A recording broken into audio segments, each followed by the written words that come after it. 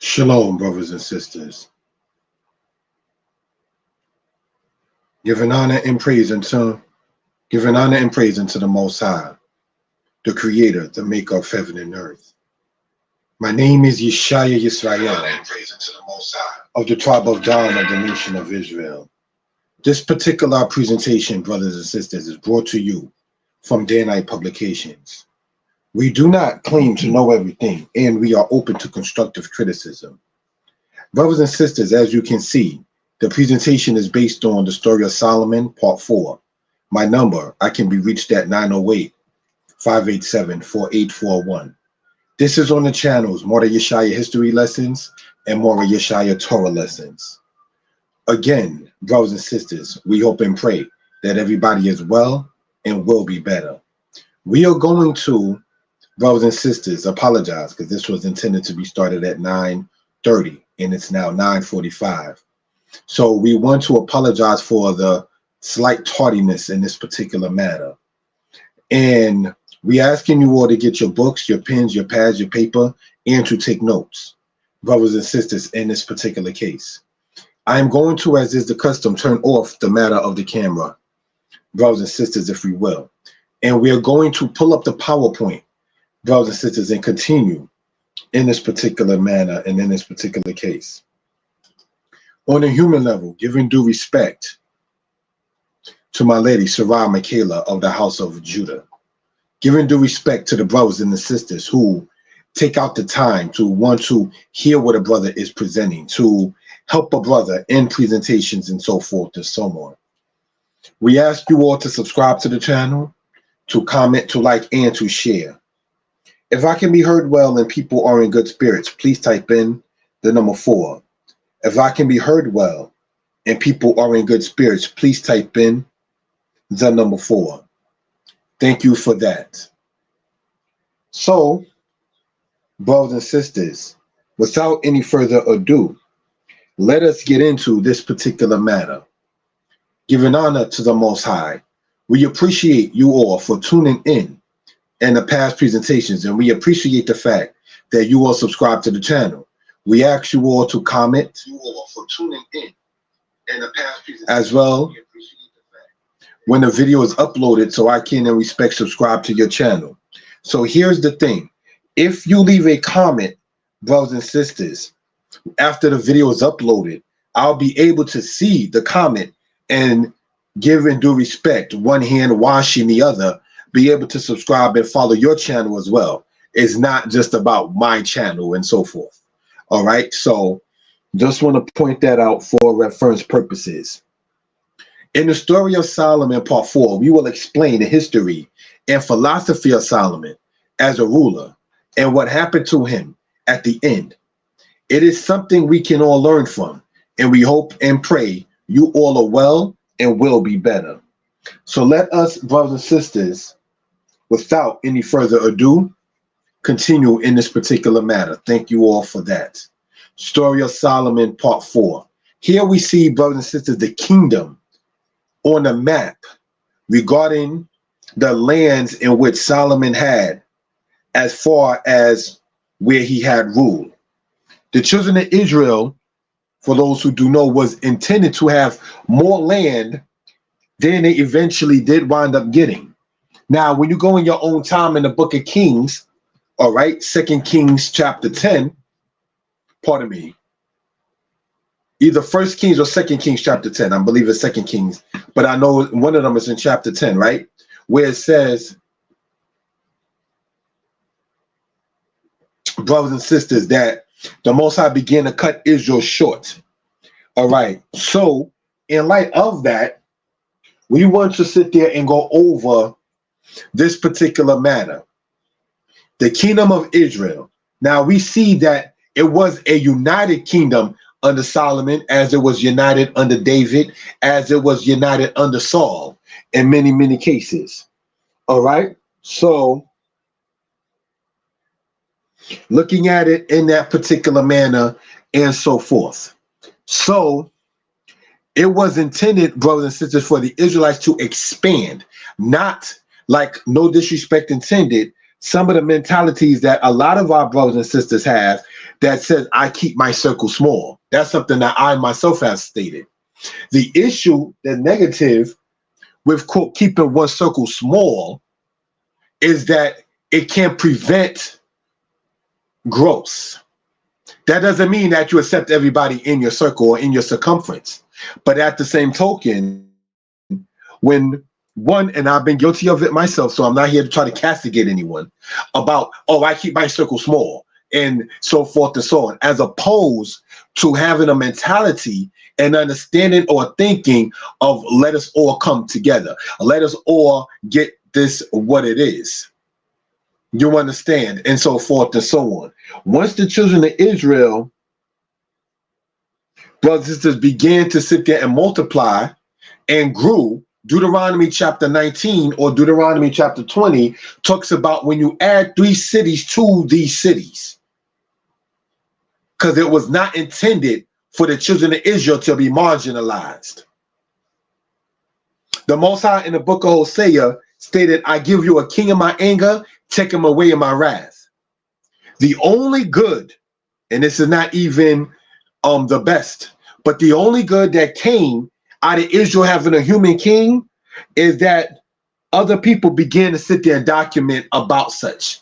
So that definitely shows the existence of the Israelites. But what was Israel supposed to be known for, brothers and sisters, was to be the light to the nations, not so much as what became later known as a what? Monarchy. So let's look, brothers and sisters, while people, sidebar, are talking about what is going on in the land of Israel these days and these times. Where is the throne of David in that case? Are any of those people there talking about the matter with the throne of David? Or, no disrespect intended, do some Israelites who side mentally maybe with anyone sit there thinking, feel that these people are over there and quote, clearing the land for us, the true house of Israel? That may be a result, but that is not, brothers and sisters, where their mindset is at. When Jewish people, and by that I mean the Europeans, went into the land of Israel and set shop, they had a thing eventually called the law of return, in which all you had to do was feel in your heart that you was a Jew and that you can go into the land of Israel.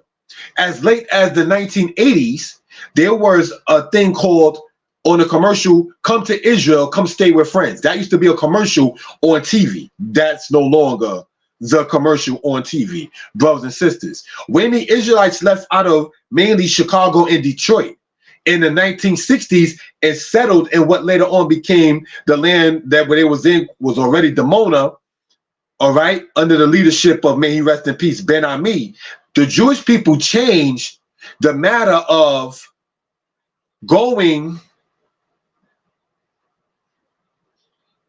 in the land of Israel, if you feel you're a Jew in your heart, to start saying, well, your mother has to be Jewish, which we already know in Torah. It talks about the matter of what? The houses of their fathers. But, brothers and sisters, these are things that we sit there and care to bring out for reference purposes. You understand? When one says that one is an Israelite, he or she is saying that he or she is a descendant of Abraham, Isaac, and Jacob. And by default, you have to take the matter of the story that comes along with the nation of Israel in this particular case. We are asking you all who are in the comments to sit there and click like on whatever channel you're watching this on, Mora Yeshaya Torah Lessons, Mora Yeshaya History Lessons. We asking you all to click like for, and I'm not going to sit here and lie to you, so that way the channel can grow, because the more likes it gets, the more YouTube will push it out as a recommendation to be watched. All right. Looking at it in that particular case, when the United States went to war with itself, it was not intended on the north or the south of the United States to quote free the black man in slavery. That came as a result by default, but neither side was fighting for the cause of the so-called Negro. No. So, brothers and sisters, you now, as pointed out in a presentation called The Matter of Palestine on the channel Mordecai Yeshaya History Lessons, for those who subscribe to the channel so you can see that video, right?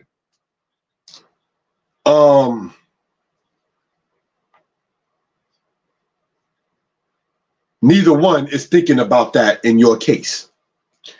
There have been Israelites posting about the situation. Now, I don't want to get too sidetracked from the historical matter we're going on with Solomon, but while we looking at the map and part of the land of Israel, because the land of Israel is supposed to be bigger than what we even see there, all right, as been pointed out by the people in the chat. Thank you for that in that particular case, right? Brothers and sisters, and looking at this, they know who the true house of Israel is. It has been reported when the Israelites that were under the leadership of Ben-Ami went into Israel, the people were there saying and crying, talking about Israel has come back. We already know of Ansar Sadat back in the 1950s saying that there will never be peace because you left black and you came back white. The world knows the story. This is not, brothers and sisters, far-fetched from a particular matter. Why do you think they try to silence for what the man was worth Kanye West when he spoke upon that particular subject? Why do you think they try to silence for what the man is worth Nick Cannon when he spoke about that particular subject? Why do you think they try to sit there and have my teacher, may he rest in peace, go on the Gil Noble show like it is and say how it is to be a black Jew? And no. He, my former teacher, Maury Yosef, may he rest in peace, used to sit there and state that back in the 1940s, if you caught someone black, you might get punched. Because we already knew that that was a byword. So COINTELPRO, watching things, and this is not to get sidetracked, anytime, I want to throw this hint out there, anytime you find somebody saying, quote, the black Hebrew Israelite, that person works for someone else. Let that be noted. There is a gentleman out there that wrote a book talking about the black Hebrew Israelites. Anyone who uses that terminology, know and understand whom they're working for. As a brother who is an author, there's a certain way you title something in order to sit there and throw, for the lack of a better term, a hit to whom you're speaking of and whom you're talking about. You understand? There are certain hand gestures, and I'm not trying to get too deep, that some rappers do, that some politicians do, that lawyers and judges do, and so forth and so on. And it's kind of a code, say, in that particular way. You understand? There's been no camp, whether they are so-called messianic or so-called non-messianic, and I say so-called because messianic is not in the Bible whatsoever, but that's another subject, that names themselves the black such and such. You understand? So this is something, brothers and sisters, that we care to bring out for reference purposes. Israelites have been on the terrorist list. And I wasn't supposed to say that word online, but hopefully the channel won't get in trouble. But the point nonetheless is, you're already 3/5 of a man considered in this society, black man. They already deem you less than a full human. They call your children, your offspring, kids. You know what a kid is? A kid is a goat. It's an animal. They told my daughter in school, well, why don't you just, relax your hair? And the statement replied back was, my hair is not angry. What do they tell us as males? Well, you go to the jobs, you may want to quote, clean it up, as if your facial hair is dirty. So we have already been marginalized in this said, quote, society and so forth and so on. You understand? So when you begin to look at the history and how this ties into what we're talking about, brothers and sisters, is that our ancestors were hated by the nations. We pointed this out by the Arabs that were hating, quote, the Jews of the past. And by these Jews, we're talking about the Israelites of the tribe of Judah. You understand? So when you don't find the monarchy being established, and you've been in the land of Israel for over 50 years, that is not according to the prophecies. This is why you got your rabbinic traditions, because you're not focused with the Tanakh, the Torah, the law, the Nebi'im, the prophets, and the Ketubim, the writings. Israel on a human level was supposed to have been ruled on a matter of a monarchy. The fact that it is being financed by the place that held us in captivity for over 500 years shows exactly what it is and who is in cahoots with whom. You understand? So, as some of my elders have pointed out, you have had feds inside of congregations. That is a fact. You have had federal agents posing as brothers and sisters in the house of Israel. That is a fact, brothers and sisters. You understand? They generally don't have much to go back to reports. And let's not put that as far-fetched. When Malcolm X was assassinated in 1965, there were 9 agents inside of the Audubon Ballroom that time. 9 federal agents, brothers and sisters. 9 federal agents. So don't think that such does not exist. You understand?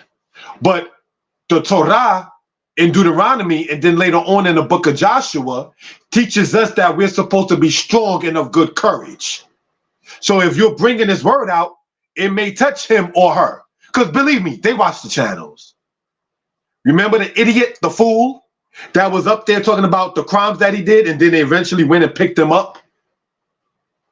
Remember the people who posted, I stole this online, and eventually got caught because people watched the channel. There's a way to watch a channel and have the like, pardon me, not even say the like. There's a way to watch the channel and the person doesn't even know the view is being there. You can't go quote incognito on YouTube and sit there and watch a whole other brother or sister speaking and you're not present and your presence not even be known. But us who go online and offline and speak about the matter of the Most High God, we can't worry about that. We can't have the bad fear, because there's good fear as in respect and there's bad fear as in fright. We can't be afraid of that, brothers and sisters. So let them watch. Let them see what they're going to see. I remember, not getting sidetracked, being stopped and searched by the police. And when they felt about where my fringes was at, we wound up talking about Assyrian history. Who knew how that was going to turn out? You understand? So, in giving honor and praise to the Most High, the Creator, the Maker of heaven and earth, we would like to continue in this matter and in this presentation, giving a shout out again on a human level to the people I see. Shalom, my lady, Sarai. Shalom, Yirmiyahu Yisrael. Shalom, Mazatiah. Shalom, Dorayahu.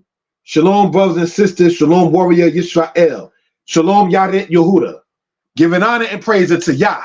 Let us look at this map right here. Kingdom of Israel. And as you can see, it's united, but obviously the land's supposed to have been bigger, brothers and sisters, for those who do know. But let's look. You have here the Arameans. Ammon, Moab, Edom. These nations, Ammon and Moab, come from the line of Lot. Edom comes out of the line of Isaac.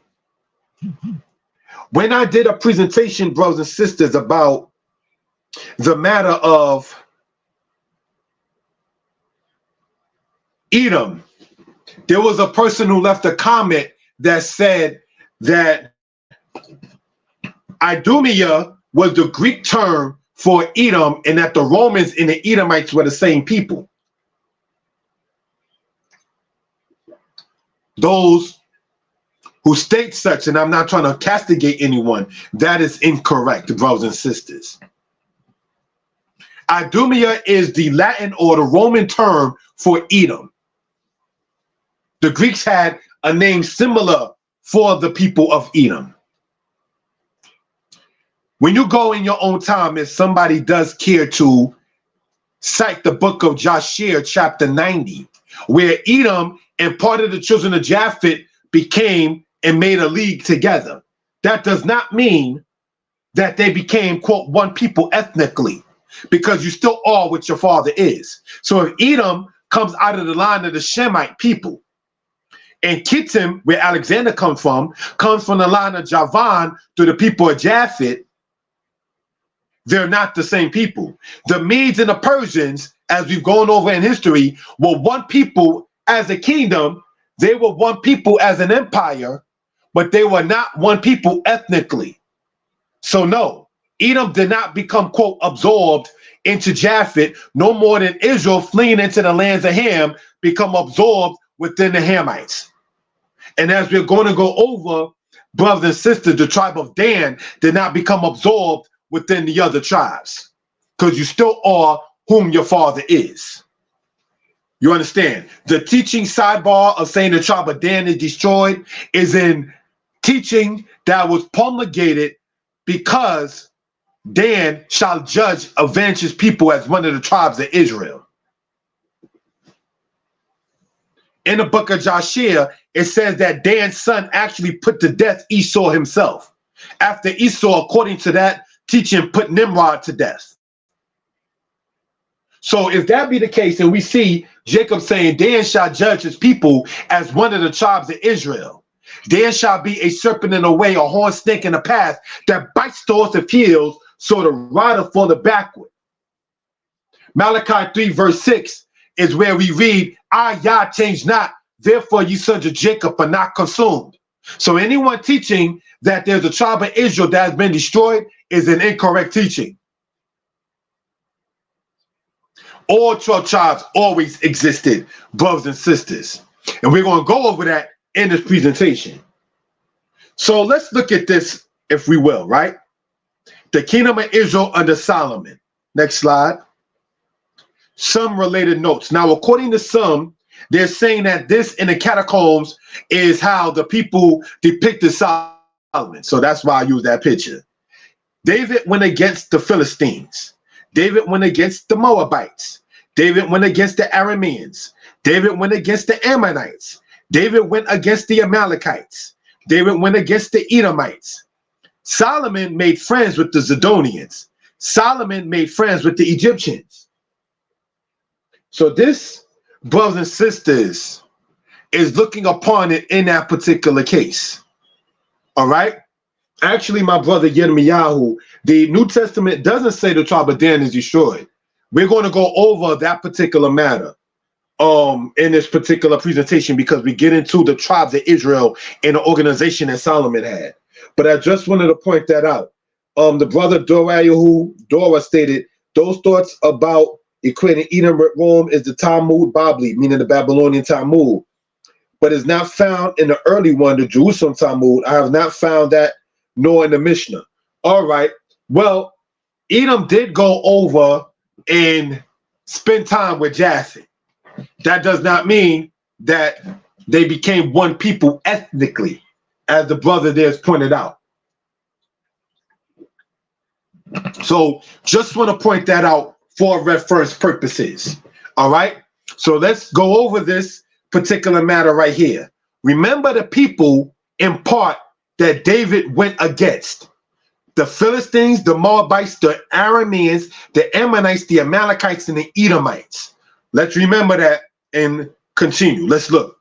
1 Chronicles 14 and 15. Now, brothers and sisters, in most cases, when I do a presentation, I don't put necessarily the verse.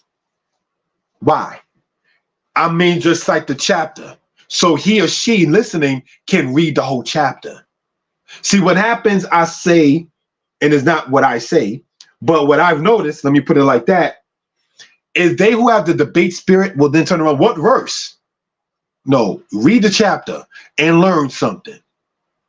I shut down the camera in part so the focus can be on the presentation itself. So let's continue.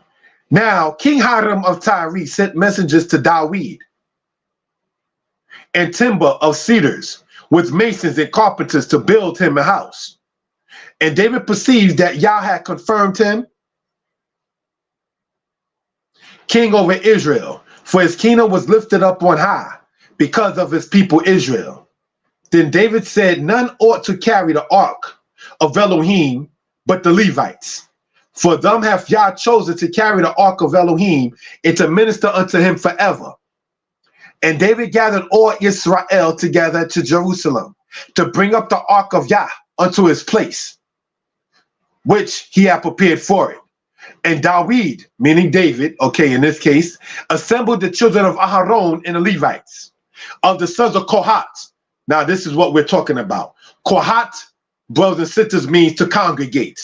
Uriel, meaning light of God, the chief, and his brethren, 120. It goes on to say, of the sons of Merari, Merari meaning that of bitterness, Asaiah, meaning God has made the chief, and his brethren, 220. Of the sons of Gershom, Gershom, brothers and sisters, meaning the stranger that is there. Or Garash, meaning also to thrust out. So Gershom also meaning that which is thrust out, or the one that does such. Joel, the chief, and of his brethren, 130. Yoel, meaning Yah is El, meaning the Lord is God. Of the sons of Elisaphan, Elsaphon, meaning treasure of God. Shemaiah, meaning God has heard, the chief, and his brethren, 200. Of the sons of Hebron, Hebron in Hebrew, meaning friendship. Eliel, meaning my God is God, the chief, and of his brethren, fourscore meaning 80. Of the sons of Uziel, Uziel meaning God is my strength. Aminadab, Aminadab meaning my people are noble, the chief, and of his brethren, 112. And Dawid called for Zadok and Abiathar, the priests, and for the Levites, for Uriel, Asaiah, and Yoel, Shemaiah, Eliel, and Aminadab. Now let's look at this here, brothers and sisters. We just went over the matter in Chronicles that talks about the Levites in the order that Dawid had them. Why do we, in the story of Solomon, go back into the story of David with the Levites? We're going to show you why, brothers and sisters, as the presentation goes on. Because there was an order in the house of Yisrael. You understand? The Levites did not inherit a portion of the land of Israel. Instead, they received cities throughout the other tribes' portions. Now, let's look at this, brothers and sisters. You have 48 Levitical cities, right? You got 10 on the east side of the Jordan and 38 on the west side of the Jordan. Each of those dots represents where the Levitical cities were at.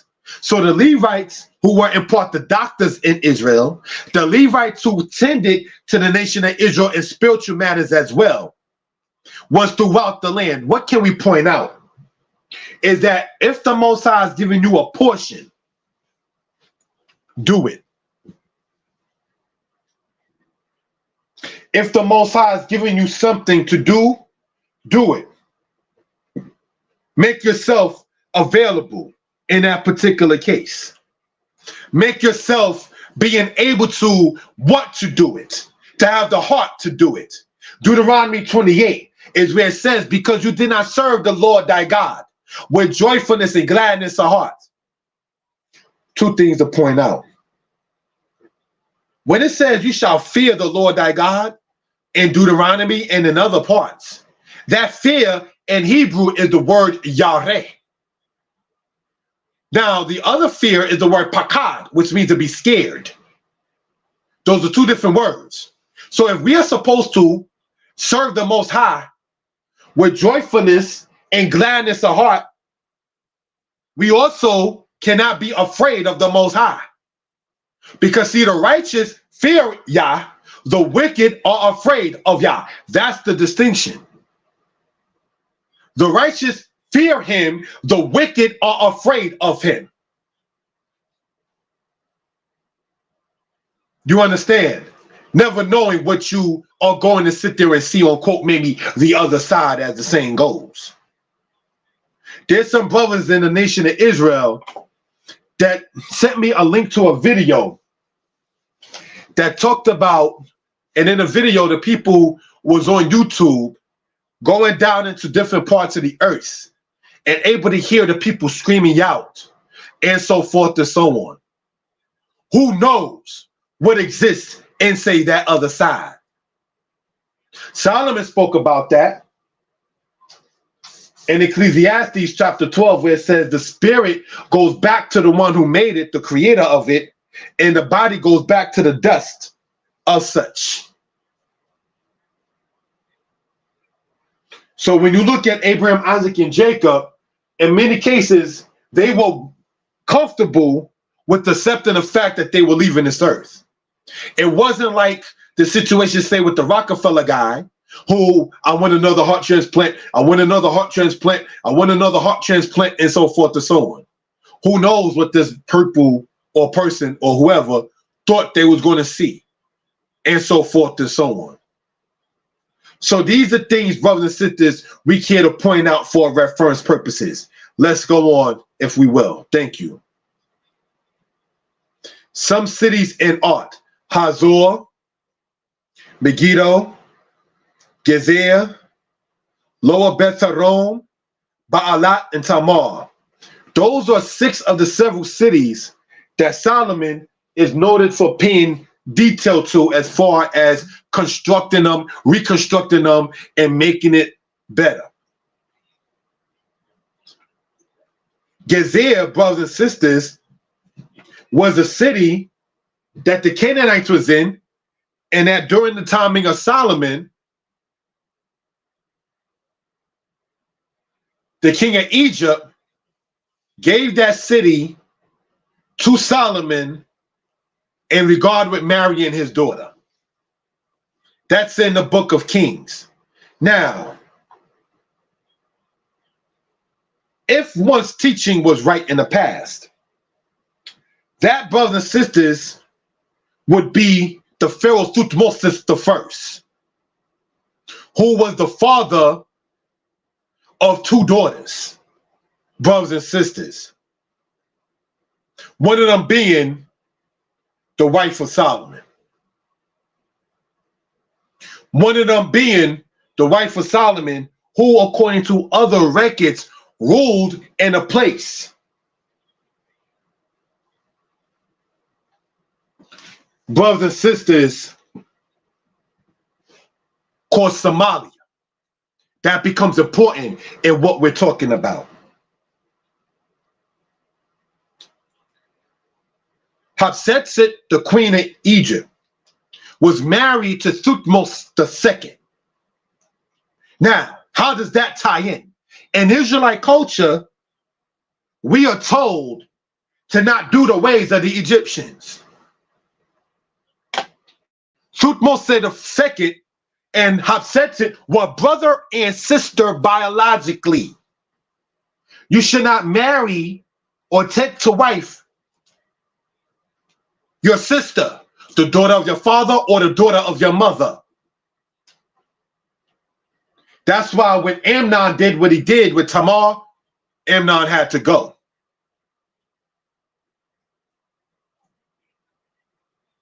You understand?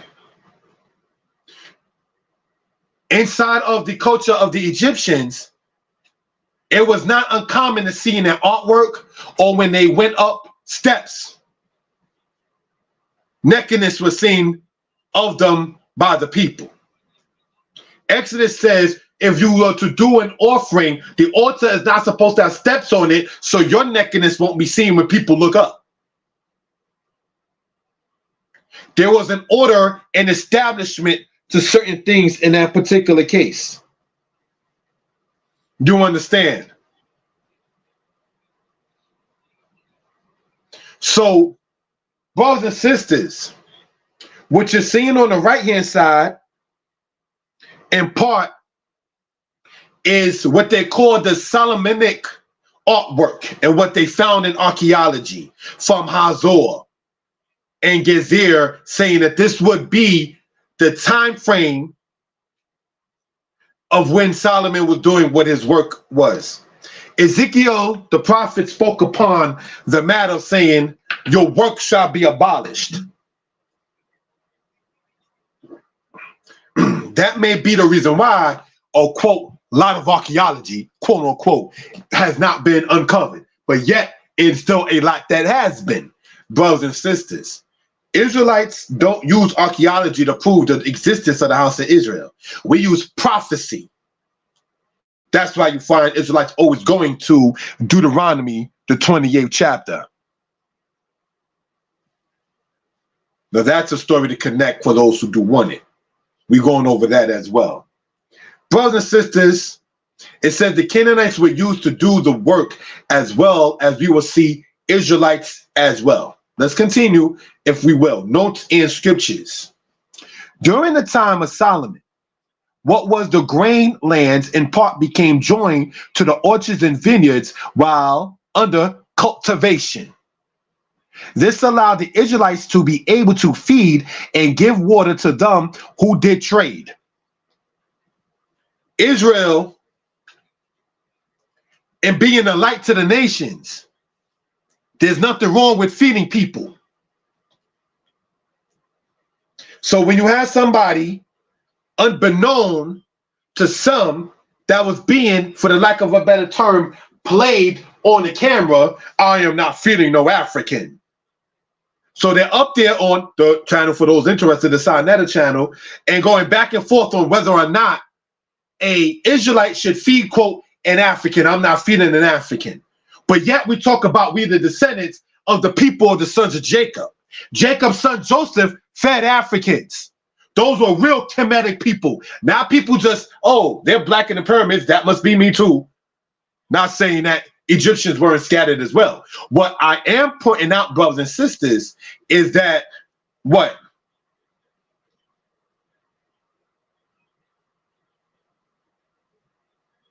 Joseph fed Hamitic nations. So if we're to be the light to the world, how do we look going on camera or off camera saying, I'm not going to feed this person because they're a Hamite? That's not accurate. That's not righteous. You had no disrespect intended to any brother or sister. Israelites teaching, well, in the matter with Uriah, David probably wasn't killed because Uriah was a Hittite. That is not the reason why. You was not supposed to put that man to death. You understand? So let's point this out and continue, brothers and sisters. We want to point out that as far as Somalia and South Arabia, to as far as the Phoenicians, Solomon did trade. There's nothing wrong with that. Now, when we go in the scriptures, we're in the book of 1 Chronicles. It says, now the weight of gold that came to Solomon in 1 year was 666 talents of gold. So that's 660 and 6. And he said, Old Testament, 666 was not a bad number. Beside that, which chapmen and merchants brought, and all the kings of Arabia and governors of the country brought gold and silver to Solomon. Brothers and sisters, what do we see there in that case? Arabia, South Arabia, not far from even modern day Somalia. So brothers and sisters, I'm going to scroll back a little bit because this is all on one PowerPoint that I broke down. And let's see what we've been talking about to go into the notes of the last time we did this presentation, right? Let's look at this, brothers and sisters. It goes to say this in this manner, right? For those who are interested in such.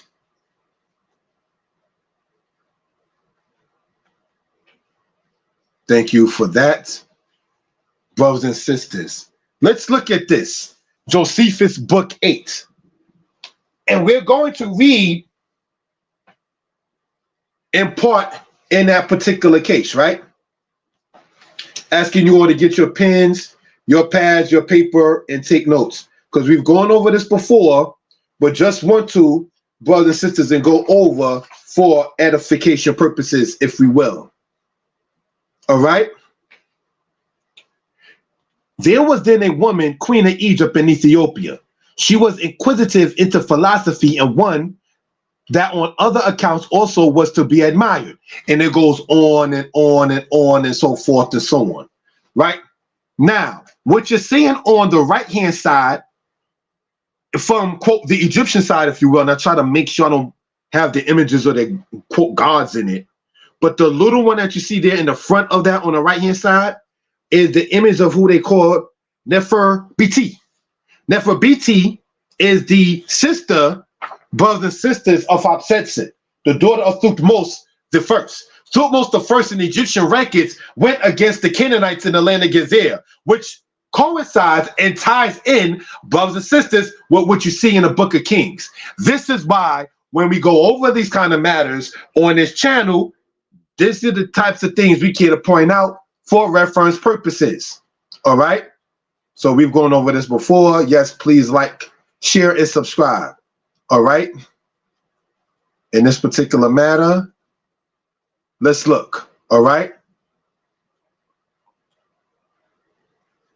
Thank you for that.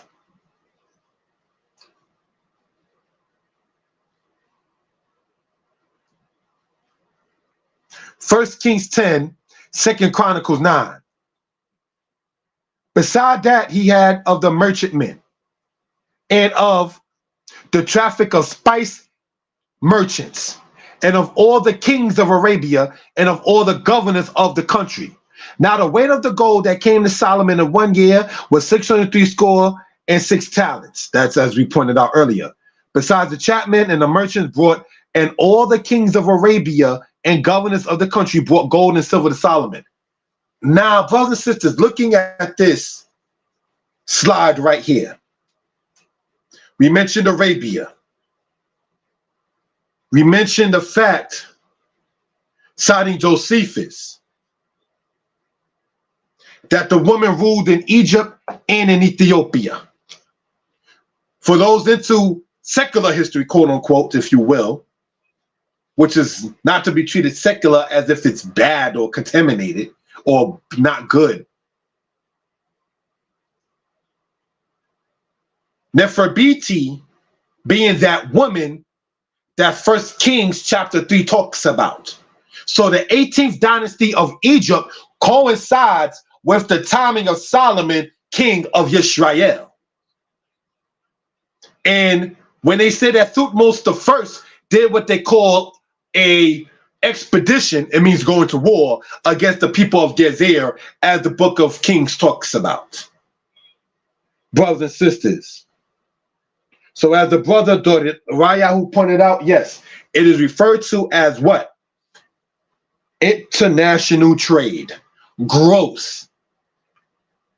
Brothers and sisters, this is no way, shape, form, fashion knocking on any camp, any brother, any elder, any moray, or anything of that sort.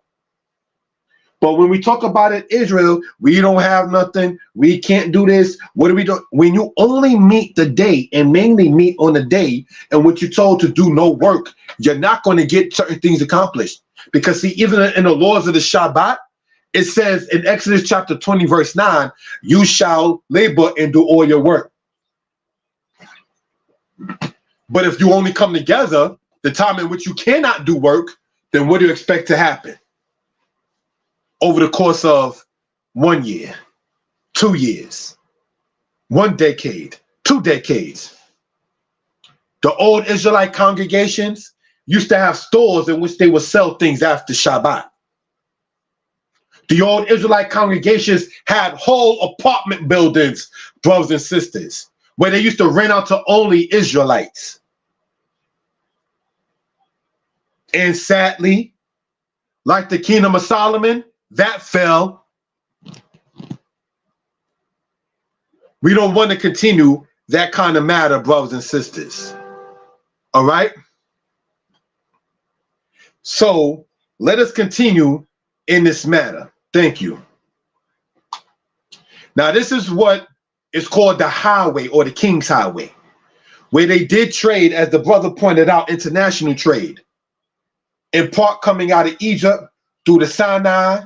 You might go and see the Gulf of Aqaba. You read about what they refer to in the Bible in the book of Kings as Ezion Geber. You understand?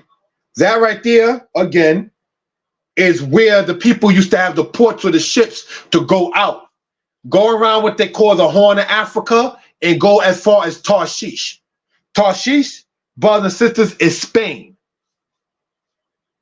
So they did trade with Japhetic nations and ancient Israel, which would mean when you read about the ships of Tarshish in the book of Kings during the time of Solomon, and I'm going to go so far as to say this, whether you call it the Spanish of today or the old Castilian before the timing of the modern era, King Solomon had to know European languages in order to do trade and to tell his men to go out and do it. You can't trade with people if you don't know their language.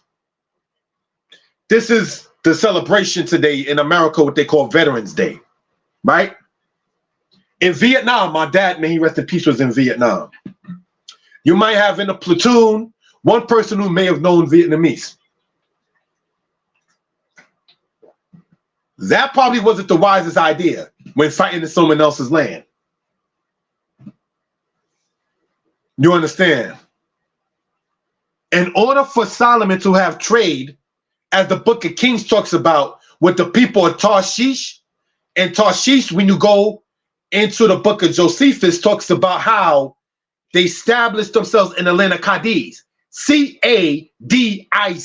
Cadiz is a city in Spain, not far from Portugal of today. That means in dealing in intelligence, he had to know their language. See, Israel, when we start talking about and looking at the scriptures maybe in a different light, it brings it to life on what it is. What exactly was going on with the different nations, times, places, and people.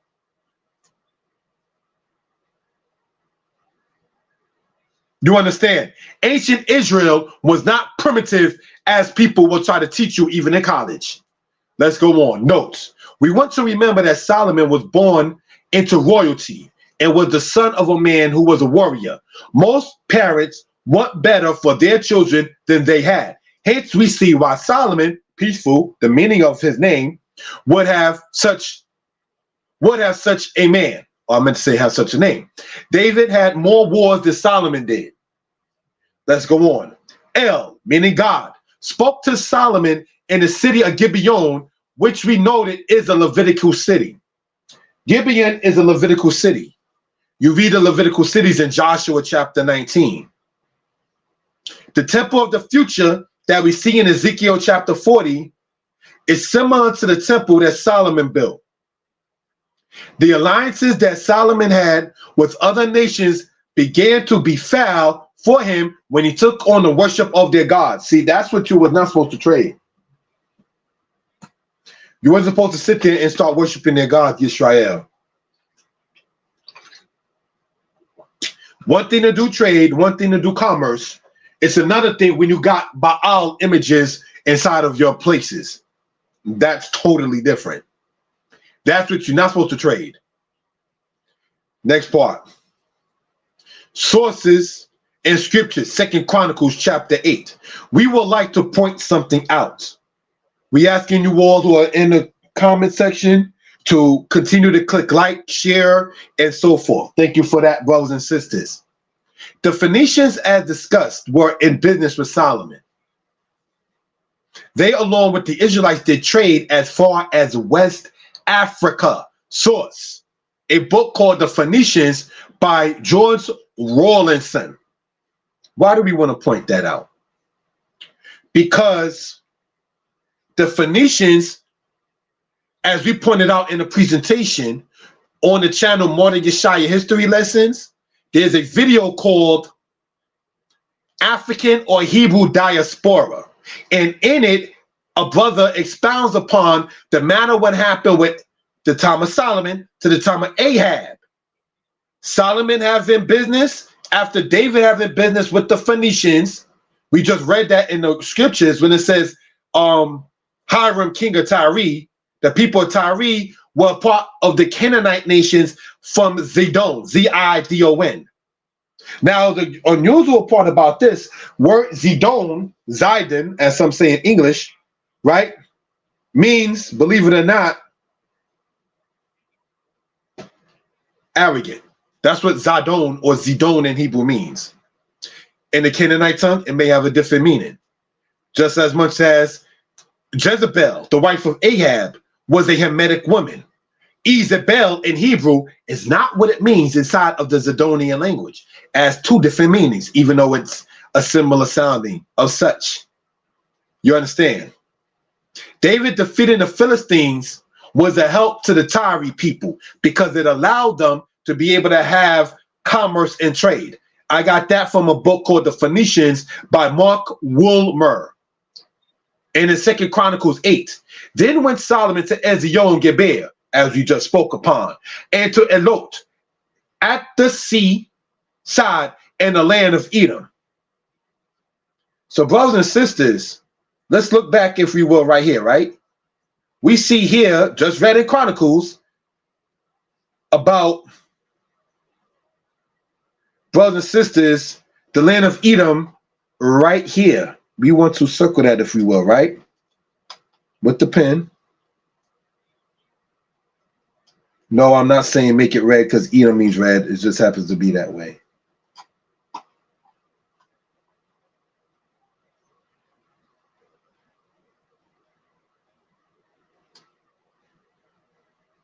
Right there. Then when you go down to where the sea is, brothers and sisters, there. So let's go back, if we will, and show what we're talking about, right? Thank you for that.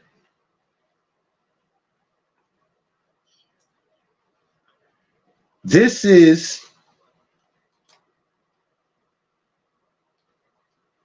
what we're talking about, where the ships went out from, brothers and sisters, in this particular case. Let's continue. We just read that. All right. And Hiram sent him by the hands of his servants ships and servants that had knowledge of the sea. Do you know what a sea person is called, say, in European languages?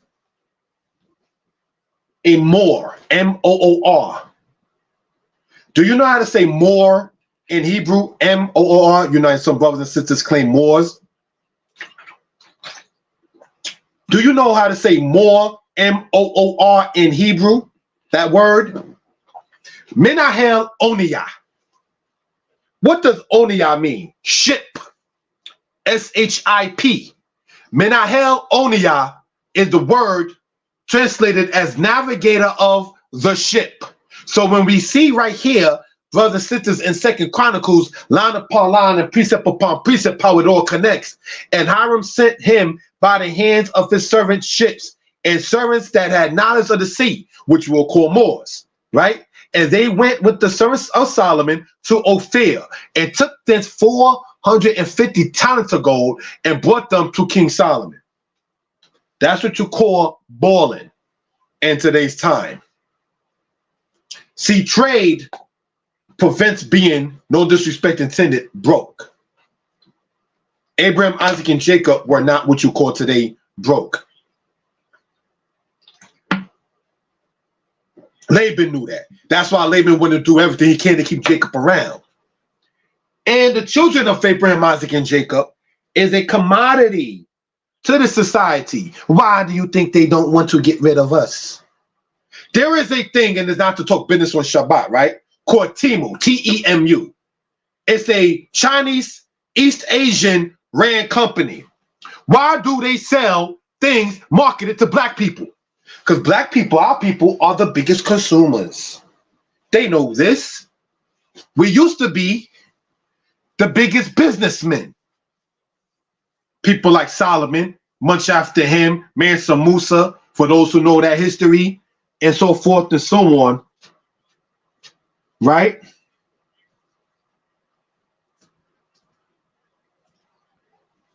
These were things that became important.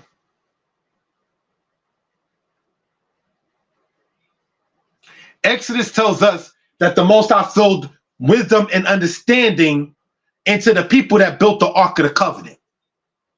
Some teachers state that the people built the Ark of the Covenant were not 15 even years old, younger than 15, according to some.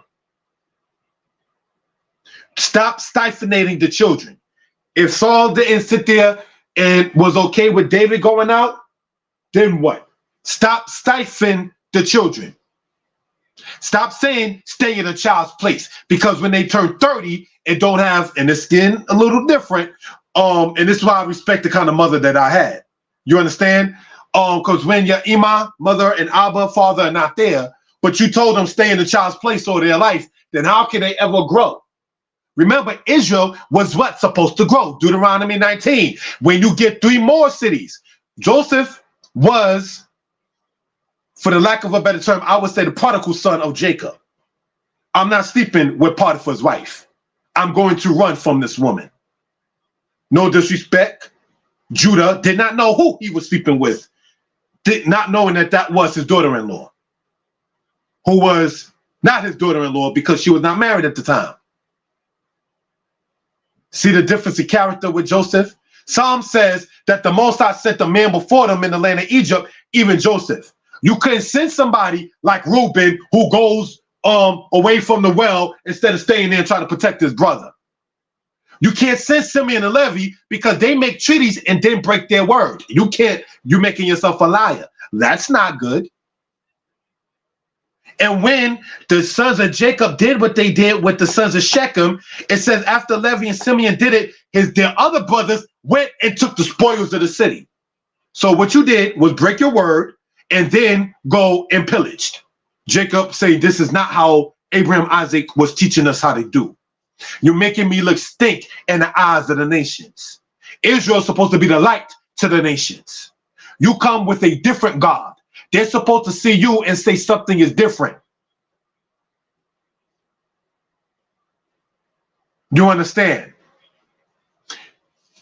Brothers was teaching one time, and it's not to get too sidetracked. The only way an Israelite is supposed to be in trouble with the laws of this society is when they tell you to go against the laws of the Most High. Why are you an Israelite in central booking, where the place they take you before jail? Because you was with your man and he snuffed somebody, punched somebody, and snatched their chain. What are you doing in that company, sons of Judah, sons of Dan, Gad, Manasseh, and Levi? What are you doing? You're supposed to be the light to them, not you being influenced by them. Don't make the mistake Solomon made by so-called friends. So, but when you tell someone stay in a child's place, he or she being told that, as opposed to saying, I'm not raising a child, I'm raising an adult, then you will see different results come out of your children. Because the Most High said that the future of Israel will be better than their past. And Deuteronomy says the Most High will do you greater than he did your forefathers. David wanted Solomon to be better than David. Any parent in their right mind who's not jealous of their child, sadly there's some that do exist like that, will want better for their children than they had. You understand? So there's a lot of lessons that we can gain and see out of these lessons that we get out of the book. And that's how you know the Tanakh, so-called Testament, is a living book, because you can apply it to life. All right? So let's go on, brothers and sisters, in this manner. Josephus chapter 8.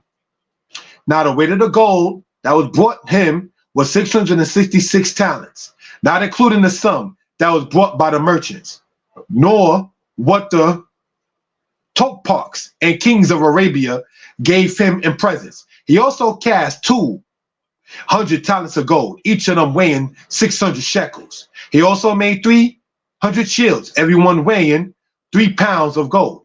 And he had them carried and put into the house, which was called the Forest of Lebanon. He also made cups of gold and of precious stones for the entertainment of his guests, and had them adorned in the most artificial manner. And he contrived that all his other furniture of vessels should be of gold. For there was nothing then to be sold or bought for silver. For the king had many ships which lay upon the sea of Tarsus. These he commanded to carry out all sorts of merchandise into the remotest nations, by the sale of which silver and gold were brought to the king, and a great quantity of ivory, which comes from elephants, correct me if I'm wrong, and Ethiopians and apes, and they finished their voyage, going and returning in 3 years' time. Brothers and sisters, that is in part what Israel was doing in that particular case. Israel was having, for the lack of a better term, their heyday, their balling period, if you will. Silver, what's that? We do zahab over here. Zahab meaning gold. Brothers and sisters, sidebar. When we just read right here, and it says, brothers and sisters, right? The Sea of Tarsus. Do you know what the Sea of Tarsus is? It's in Europe.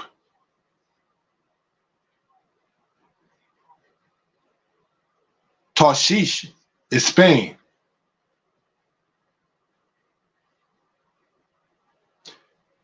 Three years journey in time on ships to do business. If Isaiah 58, brothers and sisters, says, do not speak of your business on Shabbat, that is because it might be expected on the other days to do it, to talk about it and to have it to grow.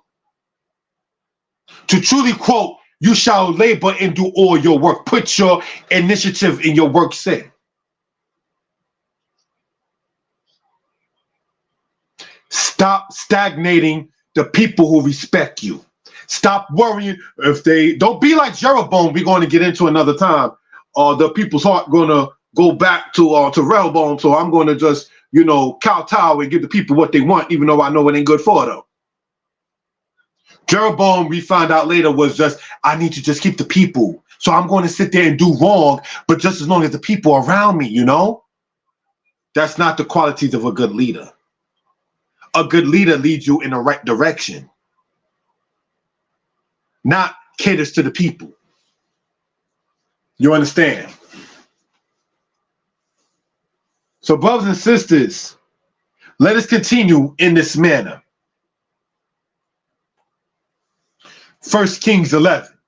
But King Solomon loved many strange women, together with the daughter of Pharaoh, women of the Moabites, Ammonites, Edomites, Zidonians, and Hittites, of the nations concerning which Yah has said unto the children of Israel, you shall not go into them, neither shall they come in unto you, for surely they will turn you away your heart after their gods.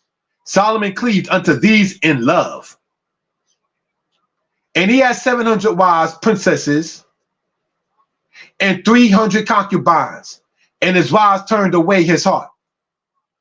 For it came to pass when Solomon was old, that his wives turned away his heart after other gods, and his heart was not perfect with Yah Elohim, with the Lord his God, as was the heart of David his father. We know David wasn't perfect, so how do we have David's heart being perfect with the Most High? It's because when you do wrong, you acknowledge it. You don't say the woman you gave me of the food and I did eat of it. You take accountability. That's what David was about. For Solomon went after A, the goddess of the Zidonians, and after M, the abomination of the Ammonites. Why do we want to point that out with the Zidonians? Because Zidon is where the people of Tyre were. Remember, Hiram, king of Tyre, was David's friend, and then later on, Solomon's friend. David didn't take on Hiram's gods like Solomon did. You understand? So brothers and sisters, we can do business with different people, even if you have different understandings of certain things, but you're not supposed to go straight from the Most High God. That's the line you don't cross. All right? And Solomon did evil in the sight of Yah, and went not fully after Yah, as did David his father. Then did Solomon build a high place for C, the abomination of Moab, and the hill that is before Jerusalem, and for M, the abomination of the children of Ammon. And likewise he did for all his strange wives, who burnt incense and sacrifice unto their gods. And Yah was angry with Solomon, because his heart was turned away from Yah, the power of Yisrael, whom he had appeared unto him twice. We read about that in Gibeon. And he commanded him concerning this thing, and had commanded him, concerning this thing, that he should not go after other gods, but he kept not that which Yah commanded. Wherefore Yah said unto Solomon, for as much as this is done of thee, and thou hast not kept my covenant and my statutes, which I have commanded thee, I will surely rend the kingdom from thee, and I will give it to thy servant. Notwithstanding, in thy days will I not do it for David thy father's sake, but I will rend it out of the hand of thy son. Howbeit, I will not rend away all the kingdom, but will give one tribe to thy son David for my servant's sake, and for Jerusalem's sake, which I have chosen. Let's continue, brothers and sisters.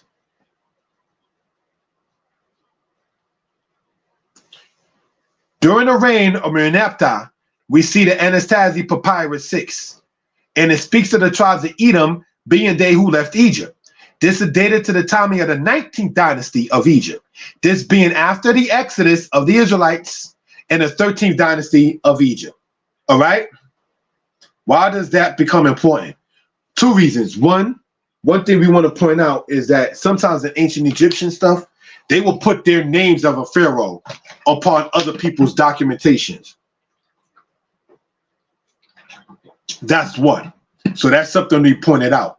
That 1205 BCE date is not accurate with the 19th dynasty. That's just something that some people come up with a date with such. But it speaks about the Shasu of Edom, of Edomites who move on foot. In the timing of the 19th dynasty, is this was recorded. So let's see if there's a possible connection. As we pointed out, what the 18th dynasty, Thutmose of Egypt, what he did with Gezer, his daughter Hatshepsut, his other daughter who, according if her brother is right, married Solomon, spoken of in Psalms 100, spoken about in Psalms 45. Let's see what happens here in 1 Kings 11. And Yah stirred up an adversary unto Solomon, Hadad the Edomite, who was of the king's seed in Edom. And for it came to pass when David was in Edom, and Joab the captain of the host was going up to bury the slain, after he had smitten every male in Edom. For 6 months did Joab remain there with all Israel, until he had cut off every male in Edom. Then Hadad fled, he and certain Edomites of his father's servants with him, to go into Egypt, Hadad being yet a little child. And they arose out of Midian, and came to Paran, and they took men with them out of Paran, and they came to Egypt, and Pharaoh king of Egypt, which gave them a house, and appointed him victuals, and gave him land. And Hadad found great favor in the sight of Pharaoh, so that he gave him to wife the sister of his own wife, the sister of Tahpenes the queen. And the sister Tahpenes bore him Genubat his son, whom Tahpenes weaned in Pharaoh's house. And Genubat was in Pharaoh's household among the sons of Pharaoh. And when Hadad heard in Egypt that David slept with his fathers, and that Joab the captain of the host was dead, because he died by the hands of Solomon's order, actually David's order, that Hadad said to Pharaoh, let me depart that I may go to my own country. Then Pharaoh said unto him, but what hast thou lacked with me, that behold, thou seekest to go to thy own country? And he answers nothing, howbeit let me go in any wise. Brothers and sisters, if I can be heard well and people are in good spirits, please type in the number 4.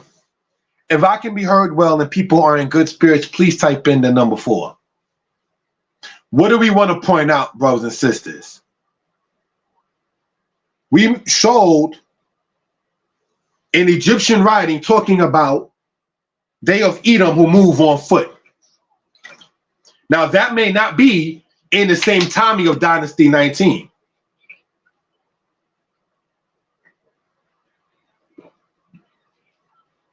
And we see in the scriptures, brothers and sisters, about the matter of Edomites being in Egypt and needing to leave to go to their own country. Could there be a connection? So let us continue.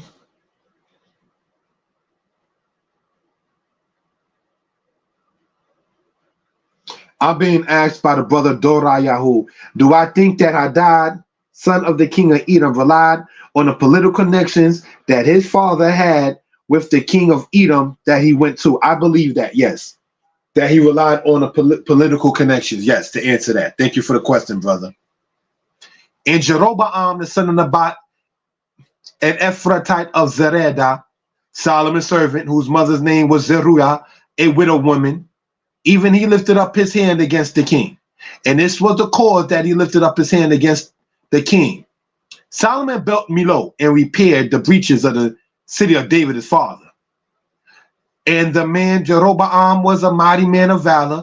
And Solomon seeing the young man that he was industrious, he made him ruler over all the charge of the house of Joseph. So brothers and sisters, when you know the Most High, and the Most High is giving you a gift and they can't even see it at your job or wherever, why you think they want to give you a promotion? Why you think they like your resume? Why you think they want to sit there and hire you? Because they know the light of the Most High in you. Jeroboam, like Solomon, didn't start off bad. Started off good and sadly became bad. But let's continue in this, brothers and sisters. And he made him ruler over all the charge of the house of Joseph. Industrious. Industry. Productivity. Very, very important, brothers and sisters. Let us continue.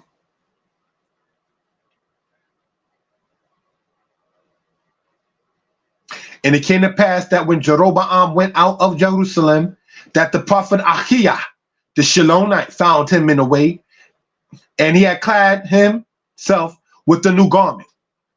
And the two were alone in the field. And Ahiah caught the new garment that was on him and rent it in 12 pieces. And he said to Jeroboam, take these 10 pieces. For thus saith the Lord, the God of Israel, behold, I will rend the kingdom out of the hand of Solomon, and will give you 10 tribes to thee. But he shall have 1 tribe for my servant David's sake, and for Jerusalem's sake, the city which I have chosen out of all the tribes of Israel. Now there's 12 tribes in Israel. Divided in 12 pieces was this garment. So when we read about 1 tribe in one case and 10, that would make 11. But we have to remember, there being 12 tribes, the Levites didn't have no set land. That's the understanding we want to bring out in that particular case. All right? So let's go on by the way. All right?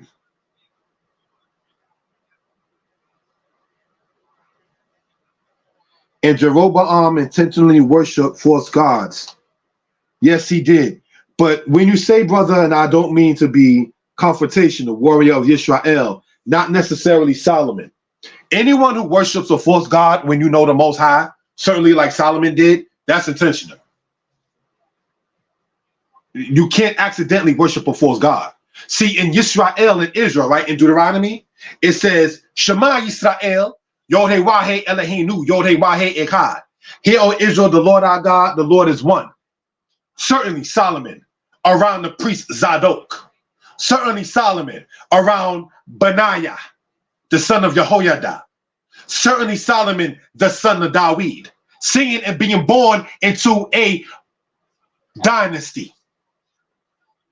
Not like Jeroboam found in the field by the prophet, not like Saul found while he was walking and then anointed, not like David who was kept out back and then the prophet had to say, Samuel, where is another son of Jesse in here? Solomon was born into that royalty. Jeroboam was not, David was not, Saul was not. So now when we begin to see that kind of matter, there's no way we can think that Solomon could have not known that what he was doing was incorrect. We could say the woman turned his heart, but Solomon went to those women. Ain't nobody sit there and tell Solomon to sit there and marry women that were not of the house of Israel. Or we want to have political arrangements and so forth and so on. Okay, do you. But the Torah tells you you're not supposed to even multiply wives. You're not supposed to have but so many, even as the king. How can you properly run your nation if you up there chasing her and chasing her and chasing her? You can't properly sit there and function with that. So Jeroboam, Yerab-am, meaning the enlargement of the people, or one who enlarges the people. Shalomo, whose other name in Hebrew was what? Yadidyah. Yadidyah meaning loved of the Most High. There's no way that we could say that Solomon did not intentionally worship false gods.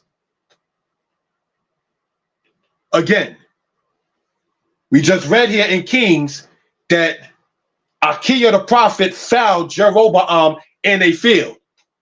Saul was found by Samuel. Let David's brothers have their way, or Jesse, David's father, David would have never been found. It had to be like, the Most High didn't choose these. Where's your other son? Solomon didn't go through that.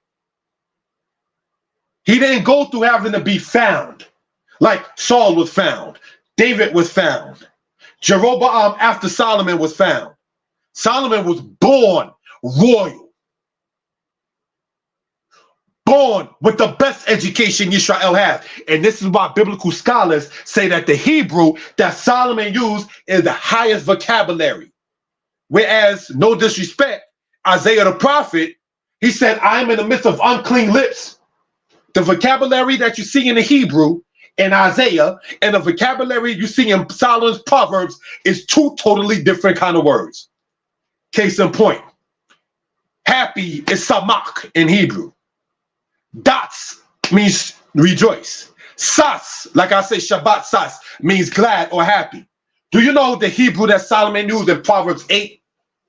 When it says, I rejoice daily before him, is not dots with the dotted or the zadeh with it. It's not samak with the sheen, the mem and the ket. It's not sas or shash with the sheen and the sheen. That Hebrew word Solomon used in Proverbs 8 is shashua. Who would have thought that the vocabulary that Solomon used was such a higher echelon than that of the prophets? Because he was born into royalty. So he would have had the best education. He was with silver. What? We do gold over here. Take your silver and trade it with the nations. In my house, we do gold. So with all of that, there's no way. And being David's son, who never worshipped idols, can we think that Solomon cannot be accused of idolatry willingly? Nobody tricked him. And I'm not going to say what might be rude because he was anointed. Let's learn from that. The Apocrypha, for those who do subscribe to it, and those who don't, it still says what it says. Get you a woman after your mind. Solomon didn't get women after his mind. That's Solomon's fault. There was nobody, no woman that came to Solomon and made herself part of his wife harem, if you will, that he did not allow. These women, concubines, these princesses, and these women that was married to him in business was his business. It's not an accident. It's just sad that he allowed those women to influence him.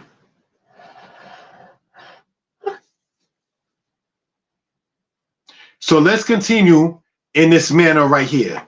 Thank you for that, brothers and sisters.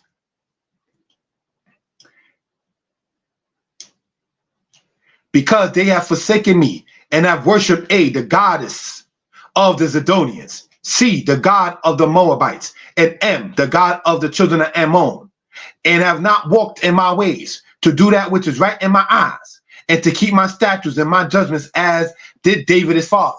So you can begin to see that the kings of Israel were even compared to David. Your name is Yisrael. It's nobody's fault but ours. And this is not trying to be racial or so. This is why the nations who know who we are laugh at us. Because they know the power that we have, but we think it's the white man. No, it's not. This is a man who had to build ships. We're talking about the white man now. To go over to Western Africa and Eastern Africa, for those who do know it, from Mozambique and Madagascar, and bring them over to Brazil, to go all the way from Madagascar and bring them to Manhattan. Did you know that? Did you know that there were slaves in the slave trade brought from Madagascar to Manhattan? I work in Manhattan, brothers and sisters. Wall Street, I used to work over by the Federal Building where in 1789, George Washington was signed in or sworn in or so.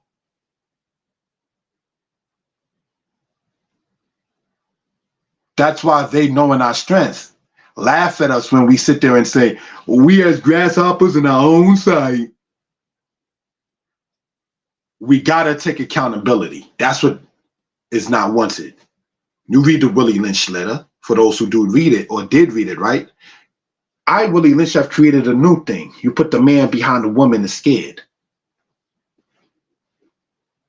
The man is supposed to lead, but the way with everything, that which is good is turned bad, and that which is bad has now become as good. You got the woman leading the man. And because that's not her natural order, she becomes frustrated. So we cannot sit back and think that it's another man. The woman you gave me, the serpent beguiled me. I told you not to bow down to these gods. See what we just read here earlier, right? To show the point. 1 Kings in chapter 11, verse 10. And he commanded him concerning this thing that he should not go after other gods, but he kept not that which Yah commanded. See, once we read that in the scriptures, we cannot think Solomon was tricked, because it says right here, and he commanded him concerning this thing that he should not go after other gods. The Most High appeared to Solomon in Gibeon twice when you read in the scriptures. Solomon said what? He said women, many women. And that was what? Striving after the wind that he said in Ecclesiastes. So, as he said, or having been heard, fear God and keep his commandments, for this is the whole man. The King James Version and some others has this the whole duty of man. The Hebrew says whole man, kol ish. This is the whole man. To fear the Most High and keep his commandments. So you can't write that and then say that somebody tricked you to worship an idol. Let's continue, brothers and sisters, in this particular manner. Thank you for the time, family. Oh, I went too far on that part. All right, let's go on and finish out. Thank you for the time. Howbeit, I will not take the whole kingdom out of his hand, but I will make him prince all the days of his life for David, my servant's sake, whom I chose, because he kept my commandments and my statutes. Don't we see that that's very important about keeping the commandments and the statutes of the Most High? That's how the kings of Israel on a human level were judged. Do you match the obedience that David had? Because we say in our prayers, show us, O Creator, the sure mercies of David. And what the Most High is saying, not to put words in the Creator's mouth, is, O sons of Israel, match up to David in righteousness. That even when you do wrong, you confess and acknowledge it. You understand?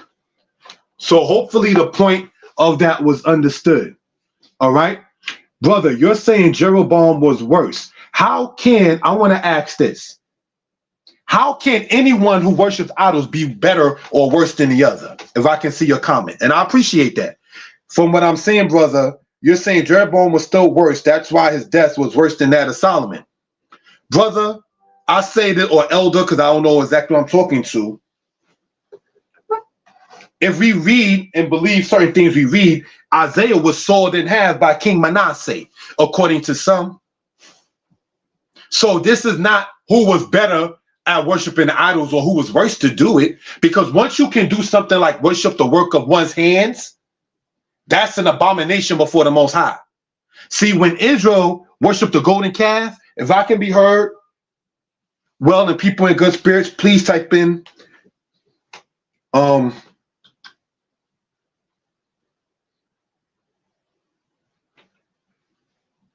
number 4. If I can be heard well and people in good spirits, please type in the number 4. Sorry. Thank you for that. Okay, I can. Thank you for that. All right. You're saying, brother, that nobody seduced Jeroboam. So let me understand this if I'm hearing you right, or reading what you're saying right. Solomon was not as bad in worshiping the idols like Jeroboam, because nobody seduced Jeroboam. Jeroboam worshiped idols because he wanted to make sure the people were happy. Solomon was having houses built for the idols of his wives to make his wives happy. So be it the happiness toward the children of Israel or the happiness toward these women that are not of Israel, it's still wickedness. You understand? So just because Jeroboam's death, which was not, correct me if I'm wrong, in war, you understand, that doesn't make Solomon any better than that. Because, and this is not to castigate Solomon either, being an anointed man in Israel. The one who brought idolatry into Israel to a great extent was Solomon after they got into the land. You don't really read about a leader bringing the idols into Israel until Solomon time. Saul time, a little before, they did worship idols because Samuel spoke about it. If you want the Philistines to not harass you, then stop worshiping the gods of the Philistines. But if I'm reading and understanding what you're conveying, my brother or elder, because I don't know exactly the status, I'm only 43, so I stated as such. Nobody seduced Jeroboam, but Jeroboam seduced the people in worshiping idolatry. Solomon had Israelite slaves. Torah says you're not supposed to oppress your people. That is in Leviticus. That is in Deuteronomy 14. In 1 Kings chapter 12, the Israelites is telling Rehoboam that your father did not do right by us. He would have Israelites, after having Canaanites working for Israelites, he had Israelites working for the gods of the nations. That can't be good. And again, this is not to castigate or anything of that sort, but you can't say, and I'm going to be as straightforward with this in due respect and giving honor to the Most High God. You can't say one man worshiping idols is not as bad as another when the sin is still worshiping idols. I'm going to get personal. When I was living in Brooklyn, well, I'm staying in Brooklyn now, but I mean when I was even younger, Me and my friend stole somebody's book bag. He called me by my English name. This is not a person who acknowledges himself as Israel. But instead of being a light and saying in that particular manner, let's not do it. He called me by my English name and said, let's steal such and such a book bag. What did my dumb self say? Okay. So the book bag was stolen, this being back in the 1980s. And we took the guy's stuff and we ripped his notebook. And this is not being made up just for a catch. This is an actual true story of what happened.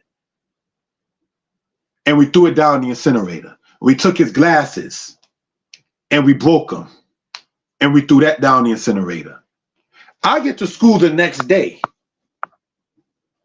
And I'm being asked by the people who were in the class, why did you take such and such book bag? Huh? I didn't. And technically, I didn't. Because it was my friend who came with the idea who actually walked off the bus with the book bag. You know who got hit twice? Me. I got hit twice. First by my mother when she had to sit there and pay for the guy's glasses. And then some weeks after that, the same guy I walked off the bus with the guy's book bag punched me dead in my face in a fight right in the street. The Most High let that happen. I didn't know that people would have figured out that it was me and this said friend that walked off with it. Who was seduced to do such? Who was enticed to do such? Who was encouraged to sit there and steal? And take that person's property, damage it, not even take it and bring it back and say, my bad, my fault, should have never happened. I still would have gotten in trouble at home. But still, my mother at the time, and she rest in peace, went and told the moreh of the congregation.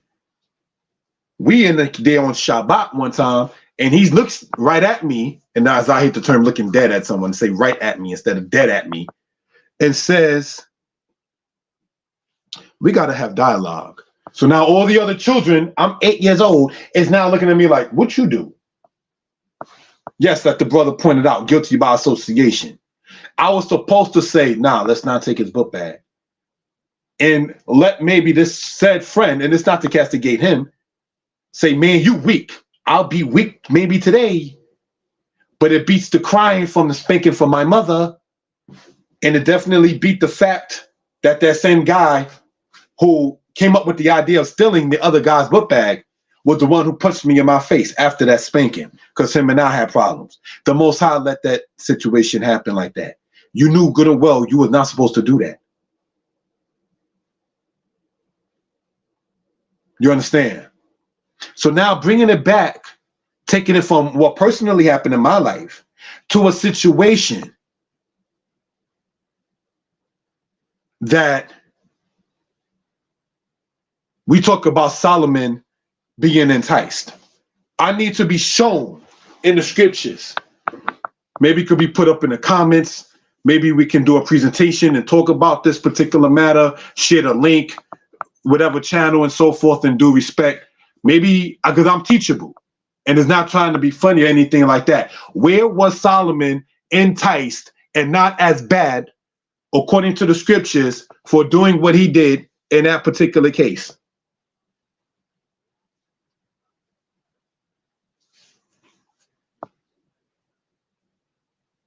All right, so let's look at it and continue and close out the presentation. Thank you for that, brothers and sisters.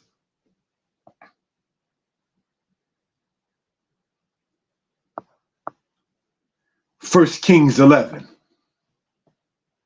But I will take the kingdom out of his son's hands and give it unto thee, even 10 tribes. And unto his son will I give one tribe, that David my servant may have a light always before me in Jerusalem, the city which I have chosen me to put my name there. And I will take thee, and thou shalt reign according to all thy soul desireth, and shall be king over Israel. And it shall be, if thou wilt hearken unto all that I command thee, and will walk in my ways, and do that which is right in my sight, to keep my statutes and my commandments, as David my servant did, then I will be with thee, and I will build thee a sure house, as I built for David, and will give Israel unto thee. And I will for this afflict the seed of David, but not forever. Solomon sought therefore to kill Jeroboam. And Jeroboam arose and fled into Egypt, unto Shishak, the king of Egypt. And he was in Egypt until the death of Solomon.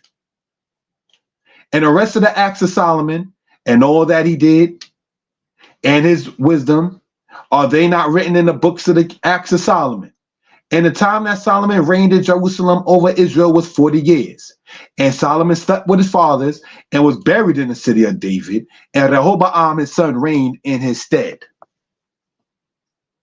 So, brothers and sisters, we see what happened in that particular case.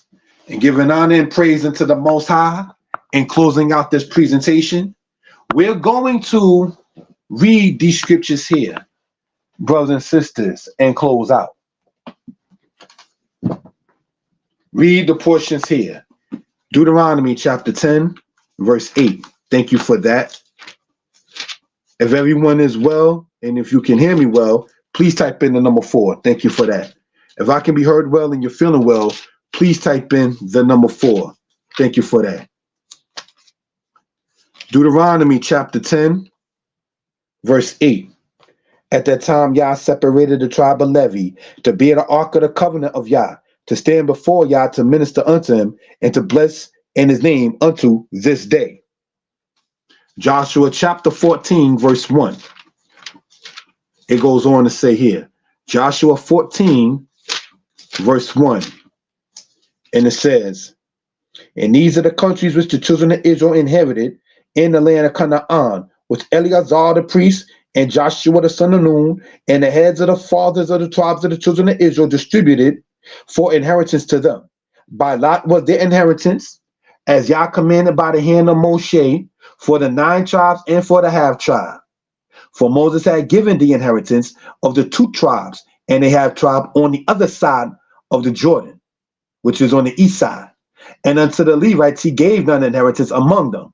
For the children of Joseph were 2 tribes, Manasseh and Ephraim. Therefore he gave them no portion unto the Levites in the land, save cities to dwell in, with their suburbs for their cattle and for their substance. Why do we point this out? Because when we read earlier about 10 tribes and 1 tribe, when there are 12 sons of Jacob, it's because the Levites have no land inheritance. That's why we read earlier about 10 tribes with Jeroboam and the matter of 1 tribe being in the southern kingdom, say that of Judah. That's what we want to point out for reference purposes. Thank you for that, brothers and sisters. Shalom, my brother Yared. You typed in, I wanted to read it. I think Jeroboam should have asked Ahijah for more advice on how to deal with the nation, just like he had for his wife disguised herself to ask Ahijah about his son. Very good point. Thank you for that, my brother. It goes on to say, Proverbs chapter 10, verse 4, which is part of the Proverbs of Solomon. Proverbs 10, verse 4 says this: he becometh poor that dealeth with the slack hand, but the hand of the diligent makes rich. So when we see about Solomon doing what he was doing and what he was about, he got rich by being diligent in it. All right? So let's continue, brothers and sisters, in the law. In Deuteronomy chapter 6, verse 4, we see the following. Hear, O Yisrael, the Lord our God is one Lord, and thou shalt love Yah thy power, the Lord thy God, with all thy heart, with all thy soul, and with all thy might. And these words which I command thee this day shall be in thine heart, and thou shalt teach them diligently unto thy children, and shalt talk of them when thou sittest in thine house, and when thou walkest by the way, and when thou liest down, and when thou risest up. And thou shalt bind them for a sign upon thy hand, and it shall be as frontlets between thine eyes. Let's go to 1 Kings chapter 2, verse 3. It goes on to say here, 1 Kings chapter 2, verse 3 says the following. and keep the charge of Yah thy God, to walk in his ways, to keep his statutes and his commandments and his judgments and his testimonies, as it is written in the law of Moshe, that thou mayest prosper in all that thou doest and whithersoever thou turnest thyself. This is David speaking to Solomon, and he's telling him to keep the laws of Moshe, or the laws of Moses. Let's go to Malachi chapter 3, verse 6, brothers and sisters. Malachi chapter 3, verse 6, thank you for the time. And it says the following.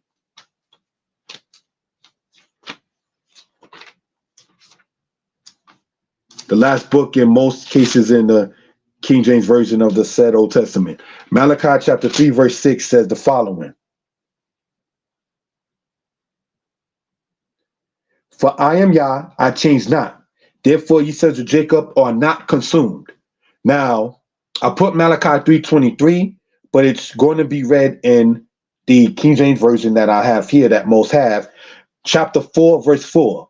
Remember ye the law of Moses, my servant, which I commanded him in Horeb for all Israel, with statutes and judgments. Ecclesiastes chapter 12, verse 13. And it reads as follows. We are in Ecclesiastes chapter 12, verse 13, and it says the following. Let us hear the conclusion of the whole matter. Fear Elohim and keep his commandments, for this is the whole man. Brothers and sisters, giving honor and praise unto the Most High, the Creator, the maker of heaven and earth.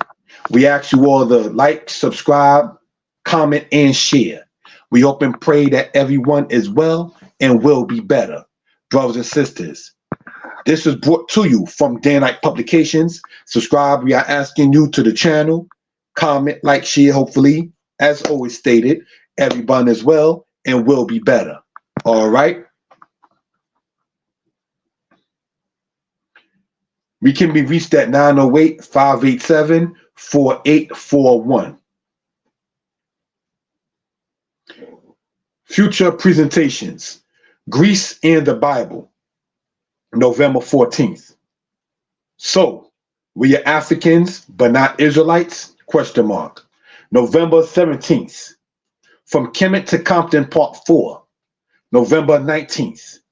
History of Israel through Jeremiah's eyes, November 19th, 9:30 p.m. Honoring 12 Presidents and Ownership, Part 5. All of these are on the channel, Mordeh Yeshaya History Lessons, all times in Eastern Standard Time. We hope you all are well and will be better. Brothers and sisters, in closing out, as is the custom in this presentations and so forth, I do not, brothers and sisters, profess to know everything. And yes, I am open, brothers and sisters, to constructive criticism. I appreciate the comments. I appreciate the brothers and sisters, the elders who have subscribed to the channel, comment, like, and share, and said, wait, and so forth. And I hope what I said was not offensive. And you have to make sure what you say is not offensive. Solomon, while we talked about him, said a fool utters a slander. So you don't want to just, I'm going to just do me. That's not the character of the sons of Israel. You just don't do you. You do the commandments. You do wisdom. You do knowledge. You do understanding. You don't do you. This is a difference in Judaism. The Jewish man, the European people, what their Talmudic practice is, they say you have to, quote, put a fence around the law. That is not accurate. You do not put a fence around the law. The fence should be around you, and around you should be the law. Not you put a fence around the law as if the law is imperfect and you got to sit there and add to it. You understand? It is one thing to get into history, brothers and sisters. It's another thing to get into the law, statutes, and commandments. We hope on this presentation that the history was understood as presented, but we never want to do a presentation and give the impression that the law, statutes, and commandments do not count. That is not of importance, brothers and sisters. We do not want to in that particular manner and so forth. So, in closing this out, brothers and sisters, it is generally not the custom of me to show my face in doing it, but the presentation is now concluded. This so-called Tuesday coming is when we're going to continue. And if you see all the dates, it's all in the said, quote, month of November. I am going to be doing a lot, most I willing, be blessed, in the said month of so-called December. So I won't be online as much in that particular case. You understand? So I am thankful to the people who subscribe to the channel, share it. My numbers across the screen, 908-587-4841. I can be reached by that through regular calling or texting, or by matters, brothers and sisters, of WhatsApp. In my email, YYISRAEL or Yeshtarai. Well, YYISRAEL22@yahoo.com or Yesharai, YESHSARAI@yahoo.com. So, brothers and sisters, reach out. When this is uploaded, I ask you all, if you care to also leave a comment in the comment section after this is, in part so I can see the comment, and one hand washing the other, I can subscribe to your channel, as I'm always asking somebody to subscribe to the channel that I have. It's give and take. It's not just about one person. Giving honor and praise unto Yah, the creator, the maker of heaven and earth. Shabbat Shalom, Shabbat Sas, Shabbat Sha'ashua, to use the word that Solomon used. Remember about joy and so forth. And we hope and pray everyone as well will be better. Shalom. Thank you for the time.